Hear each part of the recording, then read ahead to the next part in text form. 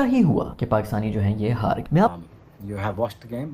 Pakistan lost the game, और disappointing, very disappointing. देखिए, आपकी तरह मैं भी बहुत अफसुर्दा हूँ। मुझे पता है कि फैंस को जबरदस्त चोट लगी है क्योंकि ये मैच जीतने वाला था। पिछले जो T20 का वर्ल्ड कप था उसके अंदर एग्जैक्टली हमने यही हरकत की थी। हम इंडिया से भी हारे थे और आखिरी 3 ओवर्स पूरा मैच जीत के आखिरी 3 ओवर्स में हम हारे थे, लेकिन उस मैच में कम से कम इंडिया जो है उन्होंने परफॉर्मेंस दी थी। कोहली ने सिंगल हैंडेडली वो मैच छीना था हमसे। अभी जो है वो हमने खुद करके दिखा दिया कि कोहली अगर तुम कर सकते हो तो हम भी ये कर सकते हैं। We are halfway there out of this tournament, if I'm not wrong, but there was a run ball. अगर आप 120 रन चेज नहीं कर सकते हैं, चाहे जैसी मर्जी विकेट हो, जैसी मर्जी कंडीशन हो, तो फिर आपका कोई हक नहीं बनता है कि वर्ल्ड कप में उम्मीदें लगा के बैठे। तो जो पिछली दफा इक्वेशन बनी हुई थी जिसके अंदर हम ये उम्मीद कर रहे थे कि नीदरलैंड साउथ अफ्रीका को हरा देगी, जो कि बहुत बड़ा मौजज़ा था, उससे कम इस दफ़ा की चांसेस हैं। और मैं बिल्कुल भी नहीं चाहता कि पाकिस्तान जो है वो इसी तरह किल के वापस आ गए। वो इसलिए क्योंकि अगर इस दफ़ा फिर से ही आगे चले गए ना तो ये सब गन जो है वो कारपेट के नीचे चला जाएगा। In the middle overs, in their middle orders.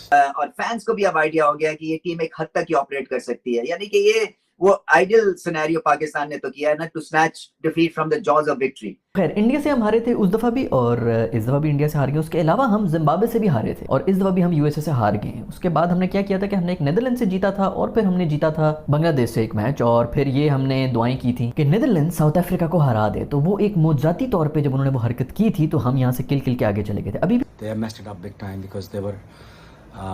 80 for 11 overs gone, so they could have gone on to achieve around. क्योंकि सारी चीजें टेलर मेड थी। पहले हाफ में इतना जोर लगाया और इतनी ज्यादा उम्मीदें बनवाई, मगर आप जब तक कि होलसम परफॉर्मेंस नहीं देंगे, जब तक कि पूरी दोनों इनिंग्स ठीक नहीं खेलेंगे, आप नहीं जीत सकते। और जैसे कि दोनों अगले मैचेस जो हैं, एक है इंडिया के साथ और एक है आयरलैंड के साथ। वैसे तो अगर इंडिया भी हार जाए यूएसए से तो हम उससे भी आउट हो जाएंगे। तो अब हमारी वही सिचुएशन वही बन गई, वो उससे जीत जाए, इससे जीत जाए, इसके बाद खाई में गिरे, इसको कोविड हो जाए। जय हिंद दोस्तों। इंडिया से हारने के बाद शोएब अख्तर का एक वीडियो वायरल हो रहा है जिसमें शोएब अख्तर रोता हुआ नजर आ रहा है और पाकिस्तानी मीडिया वाले रमीज राजा जैसे पाकिस्तानी टीम पर गुस्सा है और पाकिस्तानी पब्लिक, पाकिस्तानी मीडिया भी कह रही है कि ये अच्छा हुआ बुरी तरीके से हार गए, क्योंकि ये शुरू में मैच हारते हैं उसके बाद इनके चांस बहुत ज़्यादा बढ़ जाते हैं। तो देखने वाली बात है, ये अभी भी सोच रहे हैं कि ये दोबारा से क्वालिफाइंग टॉप 8 में पहुंचने के लिए क्वालिफाई हो जाएंगे, लेकिन ये इनकी गलतफहमी है, क्योंकि एक बार तो हो गया था, ये इस बार नहीं होने वाला है। क्योंकि यूएसए अपने दोनों मैच में से एक जीत गया तो यूएसए पहुंच जाएगा और इंडिया अपने 2 में से एक जीत गया तो इंडिया पहुंच जाएगा। लेकिन पाकिस्तान को दोनों जीतने पड़ेंगे और दुआ करनी पड़ेगी कि इंडिया या यूएसए में से कोई भी टीम अपने दोनों मैच हार जाए, वो भी बुरी रन रेट से, और खुद भी दोनों मैच जीते। तो ये होना बहुत ही मुश्किल है। पिछली बार तो नीदरलैंड ने साउथ अफ्रीका को हरा दिया था, इस वजह से ये पहुंच गए थे, लेकिन इस बार इनके कोई चांस नहीं है। तो चलिए देखते हैं पाकिस्तानी मीडिया वाले क्या कह रहे हैं। लोग कब के आउट हुए हुए थे, लेकिन हम इसी किस्म की बकवासियत की वजह से जो है वो फंसे हुए होते हैं और फिर उसके बाद सब चीज़ें जो अंडर द कारपेट चली जाती हैं कि नहीं ठीक है, ओवरऑल तो अच्छी परफॉर्मेंस ही दे दी है वो सब चीज़ें, बट ये इशू बहुत अरसे से है। So I would actually like it अगर हम आयरलैंड से भी हार जाएं या फिर हम कनाडा से भी हार जाएं, जो कि हारेंगे नहीं मोस्ट प्रॉब्ली, लेकिन बेहतर है कि अगर कोई चेंज लाना है तो उसके लिए ये बहुत ज़रूरी है। बैटिंग में हमारे मसले बड़ी देर से चल रहे हैं और ये मसले इसलिए चल रहे हैं क्योंकि ना एप्लीकेशन है, ना क्वालिटी क्लास है, ना कोई गेम अवेयरनेस है।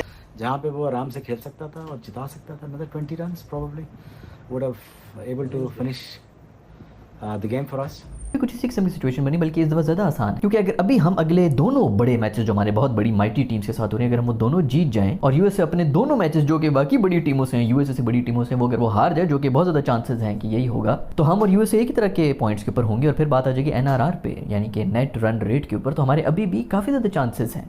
एक अच्छी टीम आती है तो हम थर-थर कांपना शुरू हो जाते हैं और फिर हर चीज जो है वो हमारे हाथ से निकल जाती है। एक पार्टनरशिप की जरूरत थी, एग्रेसिव एक इनिंग्स की जरूरत थी, कोई तो हमला करता। ये मैच आइडली तो 16 ओवर्स में खत्म हो जाना चाहिए था।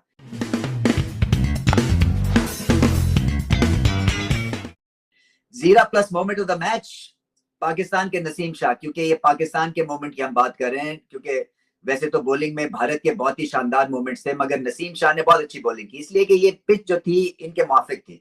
160 easy, but they messed it up big time. But again, I'm not going to put any kind of responsibility to anybody. I think there was a runner ball for Rizwan. चीज़ें जो कि हमेशा से बकवासियत रहती हैं, लेकिन इस लंगड़ी लुल्ली हालत के साथ हमें आगे जाना नहीं चाहिए। मोहसिन नकवी साहब ने भी इसका बयान भी दे दिया है कि मेजर किस्म की सर्जरी होनी, बड़ी शुक्रिया सर, आपको ये ख्याल आया कि एक मेजर किस्म की सर्जरी चाहिए। शायद अफरीदी ने भी कोई बयान दे दिया कि बहुत बातें हैं जो कि वर्ल्ड कप खत्म होने के बाद बताऊंगा, वो भी शायद इसी चीज़ का इंतजार कर रहे हैं कि कहीं ये फिर खिलते खिलते आगे ना चले जाए तो फिर मेरी बेइज्जती हो जाएगी, मुझ पर सब चढ़ जाएंगे, तो वो फिर खुल के बताएंगे। सुना है कि बीच में टीम के अंदर बातचीत भी बंद हुई हुई है। आई एम प्रीटी श्योर कि इमाद वसीम की बातचीत नहीं हो रही होगी, आमिर की जो है बस हल्की फुल्की ऐसी शुगल मिले और जुगते ही चल रही होंगी। शाहीन साहब कंफर्म जो है वो नाराज़ हैं, तो इनके आपस में आई एम प्रीटी श्योर के फड्डे चल रहे हैं और इनके आपस में बातचीत बाकी नहीं हो रही। हार्ड लेंथ पे बॉल किए और इंपॉर्टेंट ब्रेक थ्रूज इन्होंने दिलवाए। विराट कोहली की बहुत बड़ी विकेट ली इन्होंने और दबाव में डाले रखा बैटिंग लाइनअप को भारत की। ये बहुत बड़ी बात थी। भारत की बैटिंग भी जो थी वो भी आज अजीबोगरीब चली। ऐसा लग रहा था कोई मिलियनेयर्स खेल रहे हैं, यानी कि परवाह ही नहीं है, बस मारी गए और मारी गए। पाकिस्तान की बॉलिंग बहुत अच्छी थी वैसे बाय द वे, और यही एक ब्राइट स्पॉट था जिसकी वजह से ये मैच में वापस आ गए, क्योंकि ऐसा लग रहा था कि शायद 140-150 भारत कर जाएगा, मगर एंड में जो जिस तरह से बॉलिंग हुई वो शानदार थी। It's sad. It's really, really sad.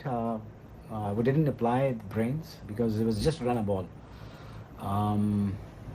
Intent, application, I don't know. A lot of things are questionable. Sad. It's really sad. Disappointing. Pakistan should have won this game.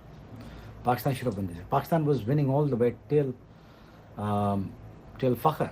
I mean, like, there was no problem. There was 46 needed and 47 balls, and you have 7 wickets in hands.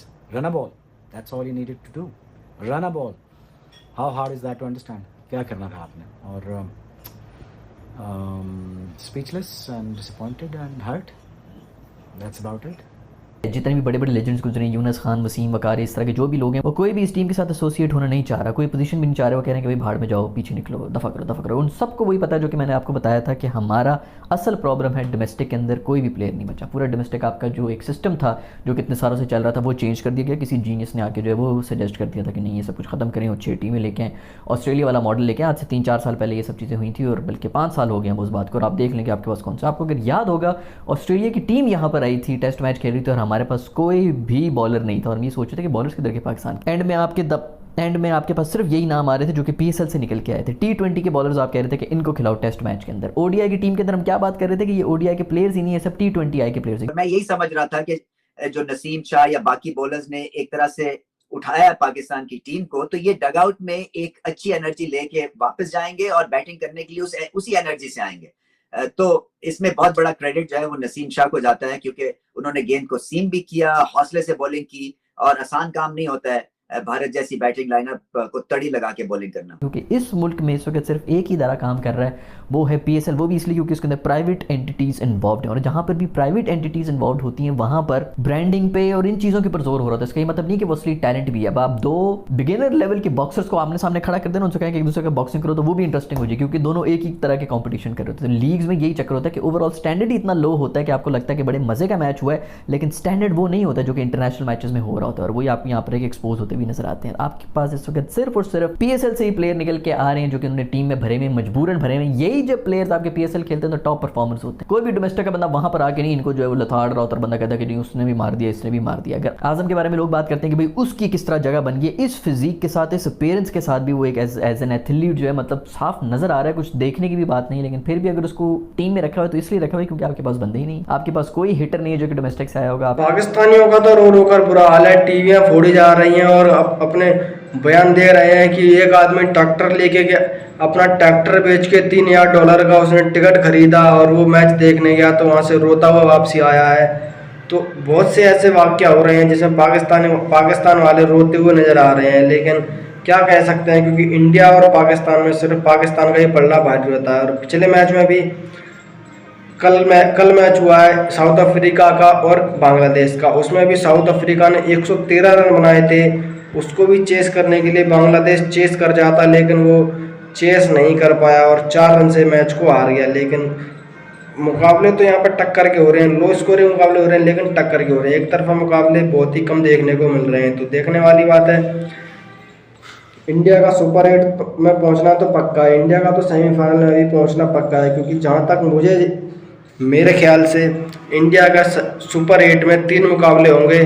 एक मुकाबला होगा बांग्लादेश से, एक मुकाबला होगा अफ़गानिस्तान से और एक मुकाबला होगा स्कॉटलैंड से, क्योंकि इंग्लैंड, न्यूजीलैंड, पाकिस्तान और श्रीलंका ये 4 टीमें ग्रुप से बाहर हो जाएंगी। ये मैं बता रहा हूँ अभी से ही, क्योंकि ये टीमें बाहर होनी है और ये बाहर होके रहेंगी। इनको चांस इनके बहुत ही कम है। अगर ये वापसी करती हैं तो इंग्लैंड सिर्फ आने को आ सकती है, अगर आ सकती है तो, वरना इंग्लैंड बाहर आएगी और इंग्लैंड की जगह पर स्कॉटलैंड आएगी, पाकिस्तान की जगह पर यूएसए आएगी और श्रीलंका की जगह पर बांग्लादेश जाएगी। तो देखने वाली बात है क्या होता है। आप इस बारे में क्या कहना चाहते हैं? कौन सी टीमें सुपर 8 में इंडिया के खिलाफ भिड़ेंगी? ये कमेंट में लिख के जरूर बताएं। मिलते हैं किसी नए वीडियो में, तब तक के लिए जय हिंद।